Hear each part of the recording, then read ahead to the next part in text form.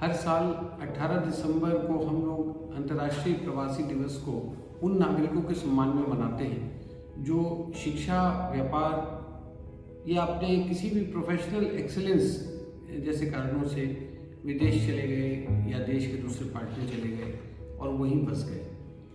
ये दिन हमारे उन सभी प्रवासियों को याद करने के लिए एक बहुत मुनासिब दिन बन गया है।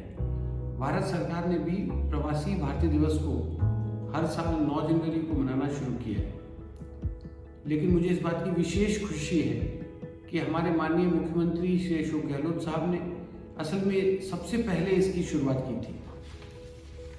जब उन्होंने राजस्थान में अपने प्रवासियों के लिए एक इंटरनेशनल कॉन्क्लेव आयोजित किया वर्ष 2000 में, उस कॉन्क्लेव में देश और दुनिया से लोग भारी संख्या में आए और जुड़े।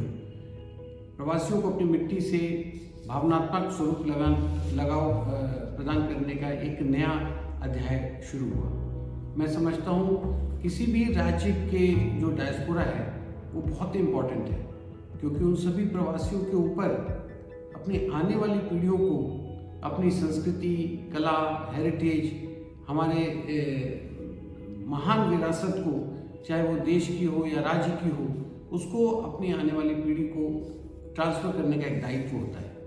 और इसी नज़रिए से राजस्थान फाउंडेशन जैसे संस्थागत ढांचे की आवश्यकता है जो प्रवासियों और प्रदेश के बीच सेतु का काम करे। और दूसरा, मेरा ये मानना है कि प्रवासी देश और दुनिया के किसी भी कोने में हों, उनका एक अंश अपने देश की मिट्टी के साथ जरूर बना रहता है। खास तौर पर राजस्थानियों के लिए ये एकदम सही बात है कि विदेशों में रहने के बावजूद उनकी आत्मा अपने देश में, अपने प्रदेश में बसती है।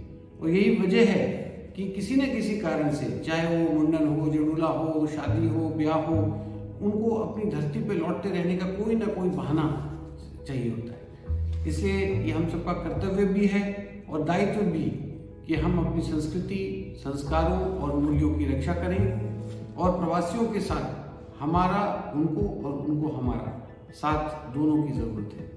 हमारे ऑब्जेक्टिव सेम हैं जो एक दूसरे की बेहतरी की दिशा में हमें लगातार काम करने की आवश्यकता है। तो आज मैं इस अंतर्राष्ट्रीय प्रवासी दिवस के मौके पर सबको बधाई देता हूं और उम्मीद करता हूं कि हम सबका जो संबंध है वह वसुधैव कुटुंबकम की तरह एक बड़े परिवार के रूप में इसी प्रकार आगे बढ़ता रहे और निखरता रहे। अपने प्रवासियों को हम ना भूले हैं और ना हम उनको भूलने देंगे। धन्यवाद। Rajasthan Foundation, connecting non-resident Rajasthanis.